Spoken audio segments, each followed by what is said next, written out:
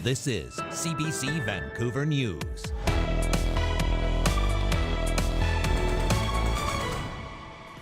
CBC is on the scene of a terrifying bridge collapse in Baltimore. Everything so far indicates that this was a terrible accident. We look at in-depth at safety information, anything that may have occurred prior to this. It's prompting questions about bridges in Canada. We look at what BC is doing to bolster safety measures here. Plus, Vancouver police tout a marked decrease in drug seizures. The data clearly shows that our officers are committed to supporting the implementation of decriminalization. Drug seizures happen in the downtown east side for all kinds of reasons. But some say the new numbers aren't necessarily what they seem. Also, springtime warnings and reminders as bears come out of hibernation. We've also had a fair amount of success with people spraying a pine-scented cleaner, and bears don't like that smell. BC is coming off a near record year, the number of bears having to be killed. Hi, I'm Tanya Fletcher. Thanks for joining us. We begin with an alarming story that's been unfolding all day in Baltimore. 6 people are now presumed dead after a container ship rammed into a bridge early this morning, snapping and then collapsing it altogether. 2 other people have been recovered from the water, but their search and rescue operation has now given way to a recovery effort for the others still missing. The CBC's Katie Simpson has been at the scene and has more on what happened and the ongoing investigation. Here's what we can see of what's left of the Key Bridge after this horrific disaster that took place early this morning. Pieces of metal debris are jutting out of the water, and just beyond what's left of the bridge is the cargo ship in question. Authorities say it was just before 1:30 this morning when the cargo ship experienced some sort of power issue as it was trying to leave the Baltimore harbor. That's when it collided with a support beam of this bridge, causing it to collapse into the water below. At the time, there was a construction crew filling potholes on this bridge doing routine maintenance work. 8 members of that crew were thrown into the water. President Joe Biden offering his support to the families of those going through trauma in this moment, saying there's nothing to indicate this was intentional. Everything so far indicates that this was a terrible accident. At this time, we have no other indication, no other reason to believe there's any intentional act here. The National Transportation Safety Board is leading the investigation into this incident. At this point, there's nothing to indicate that there was any structural issue with the bridge. What investigators will be focusing on is the ship and the critical moments leading up to the incident. That is part of our investigation, where we look at in-depth at safety information, anything that may have occurred prior to this, any sort of safety history with respect to the vessel, any sort of maintenance that was done to the vessel or component on the ship. We will look at all of that. That's the CBC's Katie Simpson reporting from Baltimore. Well, the bridge collapse there is prompting safety questions here. More than 50,000 bridges are currently standing in this country. The CBC's Alison Northcott looks at how Canadian safety measures stack up and what BC is doing to bolster protocols. Vancouver's Lionsgate Bridge sees thousands of large vessels pass beneath it every year, and with that comes some risk. The biggest risk is similar to an errant vessel that we saw today in Baltimore. And so we look at what mechanisms and measures we can design and construct in place to be able to prevent that.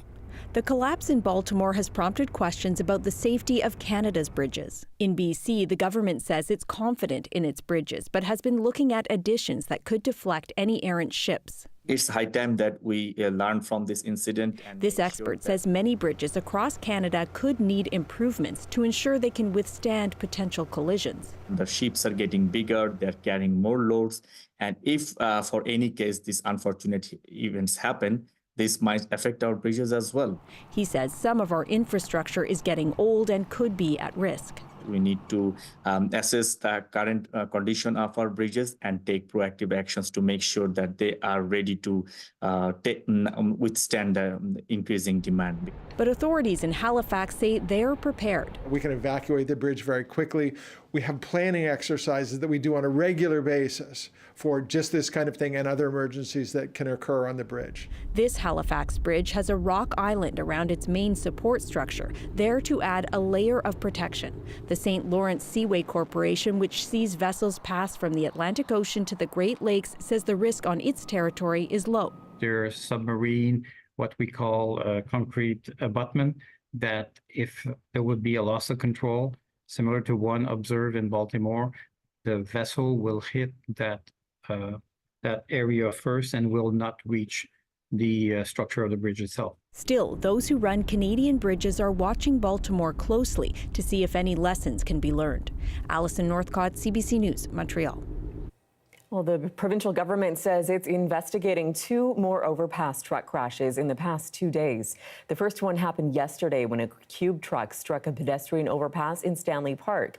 Then around 10 o'clock this morning, this commercial vehicle traveling south on Highway 99 struck an overpass near the Massey Tunnel entrance. There are no reported injuries or significant damage to infrastructure. Earlier this month, the Transportation Ministry announced that steeper penalties for truck drivers who strike overpasses in BC will be coming through upcoming legislation. A major Surrey transit hub is bracing for a 6-week closure, and local business leaders are frustrated they weren't told in advance. Starting late next month, the King George SkyTrain station will shut down for repairs, forcing commuters to make other plans. As Joel Ballard reports, TransLink says upgrades are needed on some aging infrastructure, but some wish they'd been consulted first. Starting in late April, SkyTrain service at King George Station will come to a complete stop. Surprising news for transit users. It'll impact my commute because I use this station every day to get to work because I work right here. The station is closing for 6 weeks for essential maintenance and upgrades. The bulk of that is doing this replacement of a turnout, which is a mechanical device that guides the trains from one track to the other. This track has been in use since the station opened 30 years ago. TransLink will use the shutdown to complete other upgrade work, including elevator improvements. Still, it's a major roadblock for the thousands who rely on the station. I have to wake up a little earlier to walk to the Surrey Centre station to get my SkyTrain to go to my job. I guess I'm either going to have to drive to Scott Road or just drive into work. King George SkyTrain station sits in Surrey's city centre, surrounded by residential towers, office buildings, and businesses. The closure of the King George SkyTrain station for 6 weeks is going to impact business. It's going to impact those that rely on transit to get to and from their activities, to work. Every single minute matters when it comes to business. For the Surrey Board of Trade, the announcement came as a surprise, stirring up frustration that they weren't consulted. Certainly we would have been able to communicate to our members, to the general business community, that this was forthcoming. And usually that is the modus operandi. During the closure, TransLink says there will be increased bus service between King George Station and Surrey Central Station weekday mornings. And for those who don't mind a bit of a walk, it takes about 15 minutes. The station is slated to close from April 27th till the middle of June. Joel Ballard, CBC News, Vancouver. Vancouver police say they are confiscating fewer drugs with BC's decriminalization pilot well underway. The department says it is no longer seizing any cocaine, meth, opioids, or ecstasy under 2.5 grams. But as Liam Britton is finding out, at least one researcher and a person who uses drugs say those numbers don't add up. It's practically a cliche. Dope on a table, but not today. No dope, not even a table. VPD Inspector Phil Hurd spent the morning briefing reporters on what he says is not being seized. Small personal use amounts of drugs, which have been decriminalized for over a year. The data clearly shows that our officers are committed to supporting the implementation of decriminalization and its overarching goal to take a health-led approach to substance use as opposed to a criminal justice one. Decriminalization of personal use amounts of cocaine, meth, opioids, and ecstasy under 2.5 grams has been in effect in BC as a pilot program since January last year. Hurd says police support the program and are abiding by it. Now, police say their data shows that drug seizures are down across a variety of weights. Seizures of drugs under 2.5 grams, those are down 100%, they say. They're not happening at all. Now, seizures of 2.5 to 4.5 grams, those are down 84%. And overall, drug seizures in Vancouver, they say, are down 76%. But not everyone is accepting those numbers.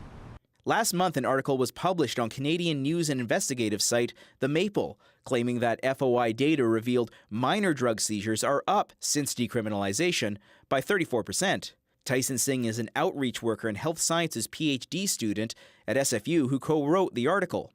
But drug seizures happen in the downtown east side for all kinds of reasons. Police harassment, we see a massive increase in decapments, displacements.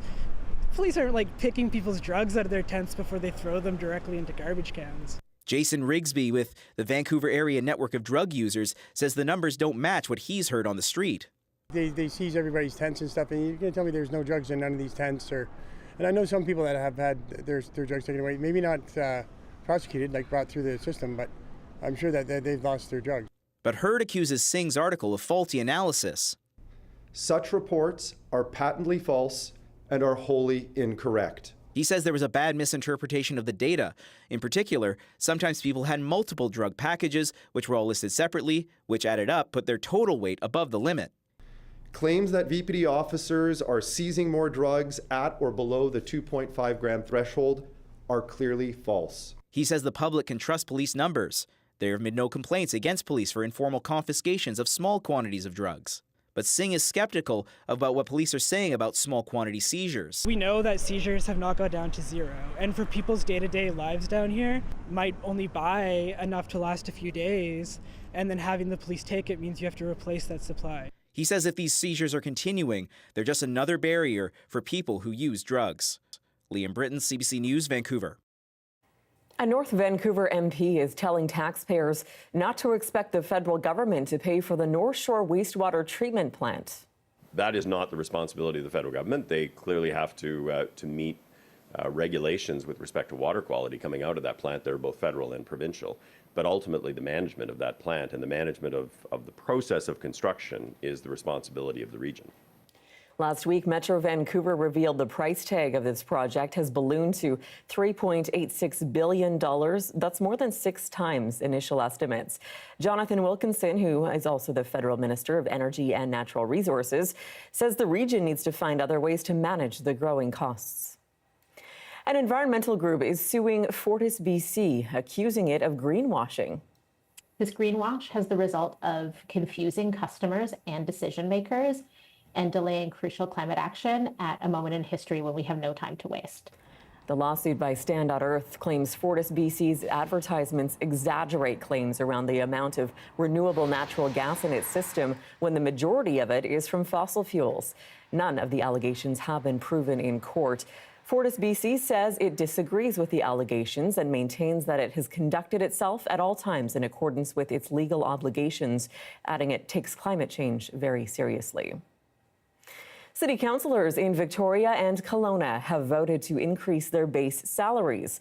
The majority argued municipal governance is a full-time job no matter the size of the city, and increased pay is needed to meet demands. Our Chad Pawson takes a closer look now at the issue of local politicians giving themselves pay raises. Earlier this month, Victoria City councillors gave themselves a 25% pay increase from around $53,000 up to $66,000. Yesterday, it was Kelowna. Their councillors are getting a 30% raise. They're going to go up to $58,000 from $43,000.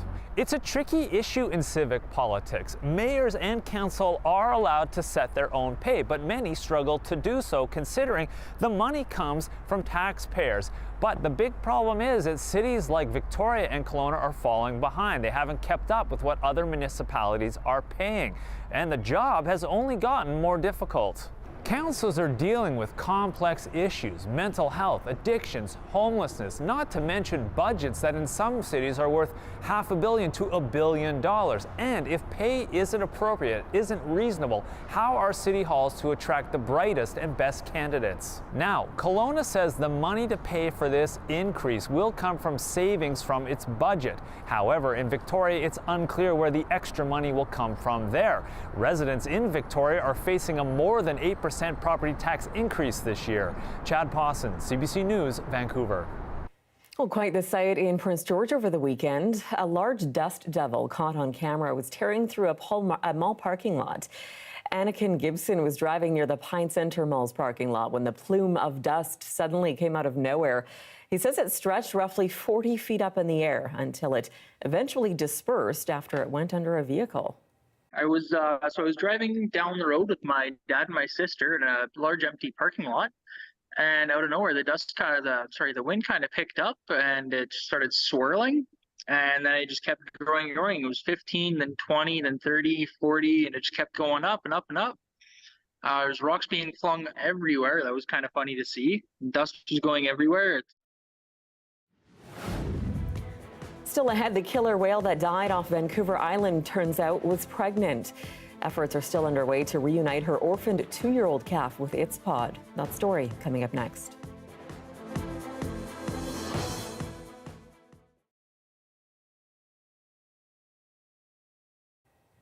Thanks for staying with us during our commercial-free live stream. A new exhibit is looking at the connection between Mi'kmaq baskets and climate change. It's at the Canadian Centre for Climate Change and Adaptation in PEI. The CBC's Nancy Russell is there with more. Mi'kmaq elder Francis Jadis is working on his latest basket, made of black ash or wisco. It will be added to this display that highlights the importance of the tree in Mi'kmaq culture. There are also family photos and a basket woven decades ago by his parents. I started, I guess when I was 6 or 7 years old in Lennox Island. I helped my parents. My job was to clear the floor and take the shavings out to the burn pile and help my father get the wood. Francis Jadis and others are concerned about the number of black ash trees that are left on PEI. There have been projects to count them and map them. Jadis brought back thousands of seedlings from Maine a few years ago, and they were planted across the island. It is the connection to climate change that attracted curator Alexis Bullman. The main threat to the trees is an insect called the emerald ash borer, and it is spreading north because temperatures are warming. It has already caused severe damage to black ash in Ontario and Quebec. Not only is that black ash tree at risk here, but then so is the tradition that's connected to it. And so the basket has everything to do with climate change and adaptation because we're seeing the effects of it in real time. The exhibit includes educational materials too, a coloring book for kids and a scavenger hunt. And every Friday, Francis Jadis will be here weaving another basket. We're going to stay here for a long time. We want to take care of the island. I think that art can bring people together, and there's a peace in watching someone who's so skilled weave a basket, and all of the knowledge that process holds, and I think it can give you hope. Wisco only produces seeds every 7 years, so Francis Jadis is preparing for 2026 when he will again gather up seedlings. I teach a lot of youth and elders how to make baskets now. They're getting back into it, and I hope they just keep it up. Wisco, the basket tree exhibit, is on until May 7th. Nancy Russell, CBC News, St. Peters Bay.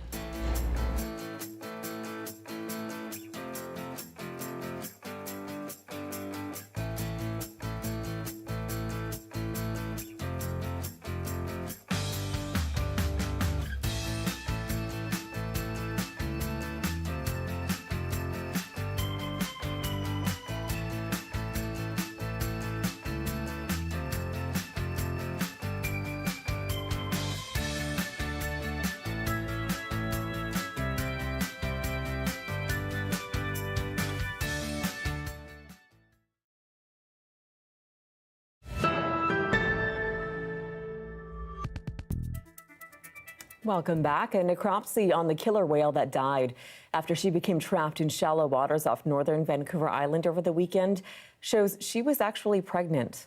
It's definitely unfortunate because it wasn't just some other we lost. We lost her fetus as well. And of course, she leaves behind a 2-year-old, which we're trying to save. The good news is that this population has been growing every year. And so it belongs to a healthy population, which is great. The video shows dozens of people from the community trying to save the stranded orca while its calf swam nearby. Experts on site say the calf appears to be healthy. Scientists, local First Nations, and volunteers are all continuing their efforts to try to coax the 2-year-old calf out of the lagoon to reunite it with its pod. As the weather gets warmer, bears are starting to emerge from their dens in search of food. Bear advocates are warning people to be prepared and take precautions to avoid attracting them to neighborhoods. As our Mira Baines tells us, last year saw a decades-high number of bears killed by conservation officers in BC.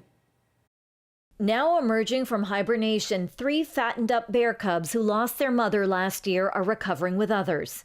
The circumstances were tragic. The trio was found with their mother in View Royal near Victoria.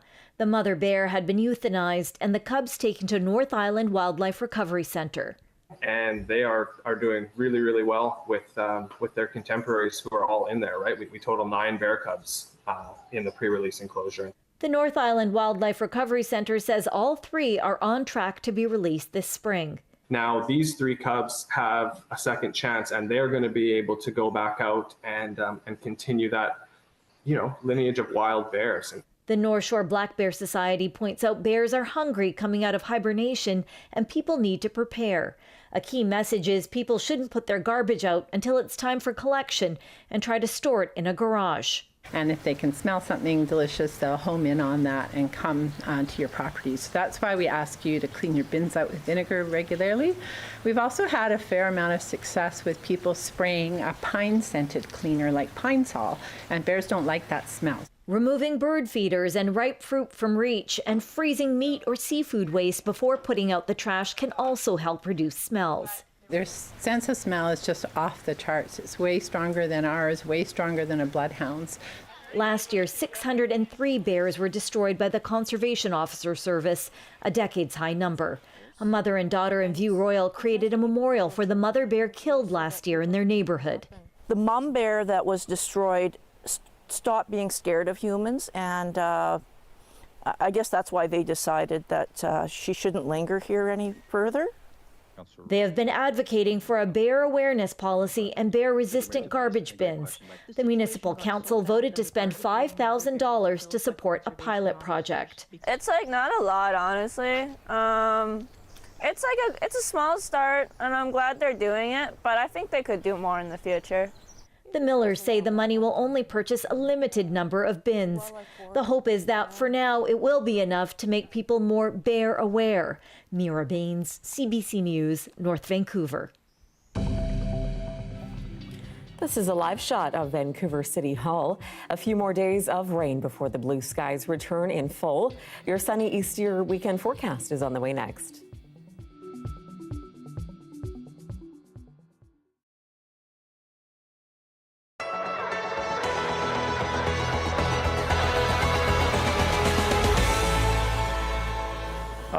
This is what they call a mash tun, which is where we add the grain.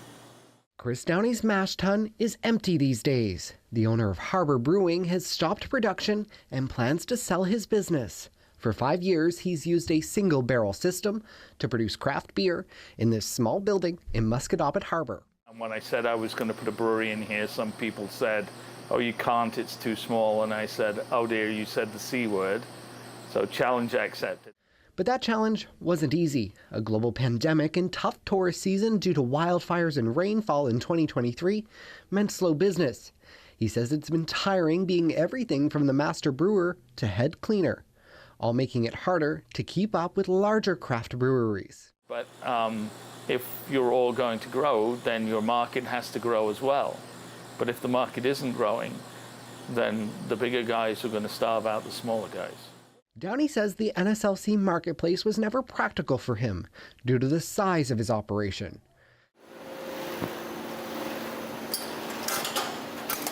But being listed at the Liquor Corporation hasn't saved Brightwood Brewery from an uncertain future. This week, they announced a closure of their tap room amid a restructuring, also due to years of challenges. We really need to kind of pause and refocus our efforts just because we've had so many different revenue streams over the years. But some have closed altogether, including Serpent Brewing in Spryfield and Off Track in Bedford. Lawson says the industry could benefit from fewer tax burdens amid financially challenging times. The federal government is increasing the liquor tax by 2% on April 1st, but craft breweries across the country have received targeted support. Taxes on their first 1.5 million litres of product have been cut in half. We've been working and talking to the province and the NSLC about a reduction in taxes. Quite honestly, we haven't gotten very far. And the fad is not over, according to the association. Craft beer sales continue to rise at NSLC, but Downey says entrepreneurs should give it some sober thought. It's not simple or cheap to start a brewery. Advice from a brewmaster with 3 decades of experience, who says the biggest reward is when someone compliments his craft. Luke Ettinger, CBC News, Musquodoboit Harbour.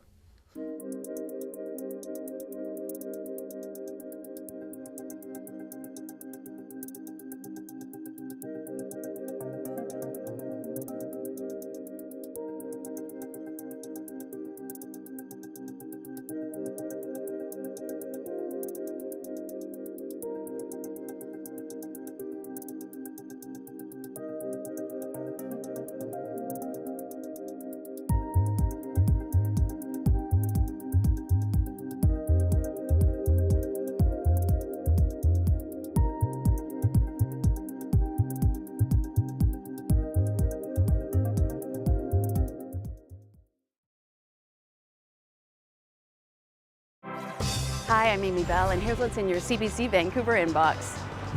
On April 13th, join CBC at the Vancouver Vasaki Festival. Drop by the CBC Vancouver tent, say hi, and win some fun CBC prizes.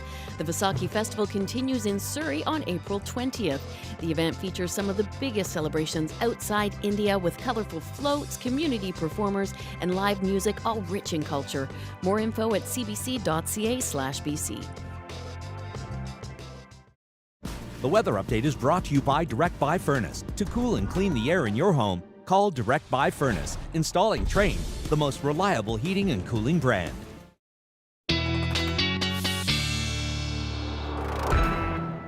Our Darius Madavi is here with a look at the forecast. Darius, looks like we'll have to weather out a few more days of rain before we see that sun.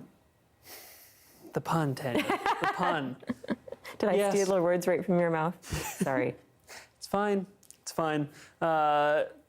I'm just overwhelmed by the punniness of it all. We're going to have a front move in, and you're right, Tanya, a few more days of rain. 1 day of big rain, and then just a few showers lingering into Thursday before the sun comes out on Friday again for the vast majority of BC. So you can see here this frontal system moving in, going to hit tonight. Parts of the west coast of the island may already be seeing a little bit of rain coming. That front really hits in the next hour or two for the west coast of the island, and then continues to hit the rest of the island and the lower mainland and all up the south coast by overnight tonight into tomorrow morning. By tomorrow late afternoon, mid to late afternoon, we should be mostly cleared up across the vast, the majority of the coast and Vancouver Island. But late afternoon, there is also a risk of a thunderstorm into early evening for both the west coast of the island, Victoria, the Greater Victoria area, and the Metro Vancouver. So be aware that there could be some thunderstorms even into the Fraser Valley as well. But beyond that, we're clearing up into Thursday, and then even that cloud clears up, or drying up into Thursday and clearing up into Friday.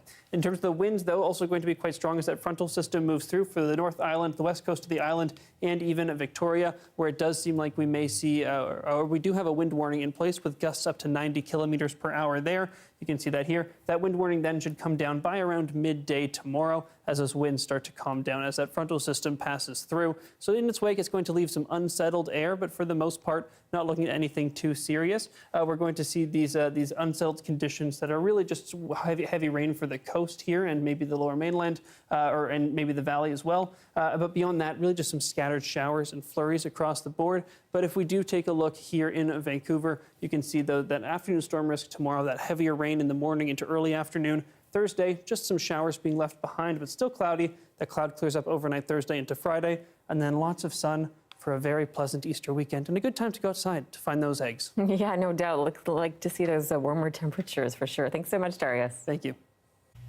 And that is your late news for this Tuesday, March 26th. For news anytime, anywhere, download the free CBC News app. You can always find us online as well. We're at cbc.ca/BC. Your next local news is on the early edition on CBC Radio 1 starting tomorrow morning at 5. Thanks so much for joining us. Good night.